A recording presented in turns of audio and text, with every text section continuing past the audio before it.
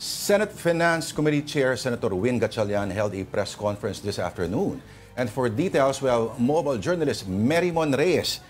Merymon, okay, nabanggit ni Senator Win Gatchalian na hindi lang pala yung mga flood control projects ang may kababalaghan nangyayari, pero overpriced din pala yung mga farm-to-market roads. At specifically, napakarami daw ng concentration sa Bicol at sa Kabisayaan. Doon galing yung dalawang kongresista na matunog ngayon sa balita. Merymon. Tama yan, Lord at Denise. Dito nga sa mga na-flag, kasi kahapon niya na-bring up anong kasama rin doon sa pagdinig itong si Agriculture Secretary Francisco Chu Laurel. At nakita nga nila around 80 farm-to-market roads na nagkakos around 1.744 billion pesos. Sa Bicol yan, tapos 33 naman mula sa Eastern Visayas worth 791 million pesos ang na-flag nila as overpriced. Kasi ang nakita nila dito, for example, ang presyuhan daw ng DPWH per meter is 15,000 pesos. So that amounts to 15 million pesos per kilometer. Pero nabahagi ni Secretary Laurel kahapon na pwede naman daw babaan ng 10 million pesos sa per kilometer compared doon sa napakalaki-laking Kasi kung tatanggalin daw yung markup na 30%. So doon nila nakikita ngayon na may red flags dito and kasabay niyan sa mga lumipas na pagdinig din maging sa health sector. Meron din mga walkaways sa health centers at mga establishment na naka-flag din dahil may irregularities. Either hindi pa raw tapos or nagbubuka rin siyang ghost. And nung ang nasabi rin kanina ni Senator Sherwin Gatchalian, so far wala pa sila doon sa point ng investigation na meron nang mapo-point out ng mga personalidad, to be specific, yung mga kongresista, either from Bicol area or from Leyte, na karamihan daw dito talagang doon napupunta yung mga proyekto na farm-to-market roads. Pero nire-recommend na nila sa Blue Ribbon Committee maging sa ICI na imbestigahan na rin, palawakin na rin daw, hindi lang daw sa flood control projects. At sabi rin na Senator Sherwin, kung siya ang tatanungin daw hindi ito proposal, parang mas maganda na raw na gumawa na lang ng bagong DPWH dahil sa talamak ng mga issue na parang mahirap linisin sa mga susunod na buwan o taon. Pero hindi raw ito proposal. Palaisipan niya lang na kailangan daw linisin ang ahensya. Oo, yung management philosophy raw kasi niya, kung nahihirapan ka na, kung di mo na raw maayos, gawa ka na lang ng bago. Pero extreme measure naman daw yan. Pero sa puntong ito, kailangan natin mga out-of-the-box ideas. Okay. So since halos pareho din daw ang mga personalities involved dito sa farm-to-market roads, oo, Lord, isama rin daw sana ng sa mga Blue Ribbon. nakikita nilang contractors, yung ilan dito, belong doon sa top 15 contractors na mayroong mga nakakuha ng flood control projects. Ang nabanggit kanina so far ni Senator Sherwin is yung Hightone Construction na pagmamayari ng kapatid ni dating Bicol Parties Representative Zaldico. So, dito nila hinihinalaan na possibly itong mga contractor, hindi lang daw sa flood control, nagkakaroon ng anomalya. Sa iba pang mga proyekto, tinitignan din nila yung possibility na dapat din daw masilip ang irrigation system kasi baka meron din daw doon. And yung 16 billion pesos na nire-request ng DPWH for farm-to-market roads for 2026, parang tinitimbang pa raw nila kung ibibigay nila to, lalo pati ngayon, maging FMRs, meron ng irregularidad.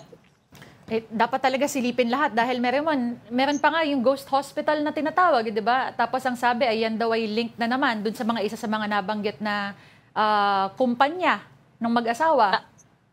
Oo, Denise, yan yung isa sa pinaka-kinababahala din ni Senator Sherwin. Kaya ang nakikita rin nila na possibility dito, inaaral nila to at alam nilang magiging point of discussion nito lalo na pag nagdating ang BICAM is, for example, dito sa issue ng farm-to-market roads, imbes na DPWH ang gagawa, ibibigay daw yung capacity sa Department of Agriculture, so yung budget magkakaroon din ng changes doon. Isa-slash nila yung budget ng DPWH para itong DA ang gagawa.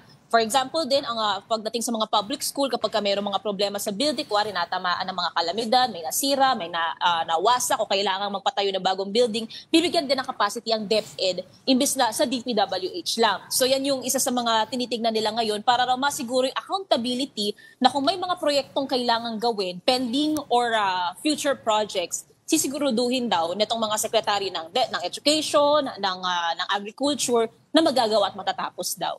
Since Finance Committee head at lagi sinasabi ni Senator Tito Soto, SP Soto, na eksperto daw, mathematics daw talaga ang expertise ito, mga numero ang expertise si Senator Win Gatchalian. May nagtanong din ba tungkol sa yung alleged 1 point something trillion daw na nawala sa ating stock market. Lord, natanong yan kanina kay Senator Sherwin at so far naman, since alam niya naman na flag na rin yun as fake news, pero ang nasabi ng senador, hindi raw kasi may kakaila talaga at hindi maiiwasan na yung mga issue ng korupsyon sa bansa ngayon, maapektuhan daw talaga yung image ng Pilipinas at maging ang mga foreign investors or kahit sino pa raw, kahit pa daw sa stock market, isa raw sa kinoconsider talaga ng mga ito bago mag-invest o ipagpatuloy investment nila is yung current state ng economy, pati political economy ng bansa. So, bagaman na fake news yung sinasabing trilyong pesong naapektuhan doon sa ekonomiya natin, hindi pa rin daw talaga matatanggal sa palaisipan na maapektuhan daw talaga ang imahe ng bansa sa mga karatig na bansa.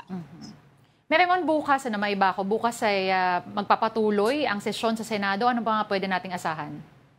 Oo, Denise, yun yung isa sa inaabangan din natin kasi titingnan natin bukas kung yung plenary session is magiging open-close lang kasi for last week until Friday this week, suspended pa kasi yung plenary sessions to pave way dito sa mga committee hearings, sa budget hearings kasi sabi rin ni Senator Sherwin, hinahabol nila na as early as before Christmas this year, malinis na raw talaga nila yung panukala pondo, mapirmahan na rin daw after agad ng Pasko.